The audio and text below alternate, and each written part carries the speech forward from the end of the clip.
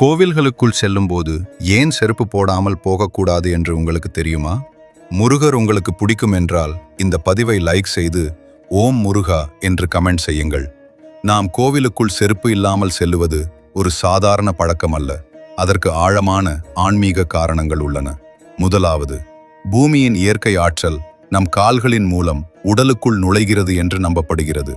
இரண்டாவது, செருப்பு கழட்டி செல்லுவது பணிவையும் இறைவனுக்கு முன் நாம் எளிமையானவர்களாக இருப்பதையும் காட்டுகிறது. மூன்றாவது, கோவில் ஒரு புனிதமான இடம் என்பதால் வெளி அழுக்கு மற்றும் அசுத்தங்கள் உள்ளே செல்லாமல் தடுக்கப்படுகிறது. நான்காவது, கோவிலின் தரை தெய்வீக ஆற்றலை கொண்டதாக கருதப்படுகிறது.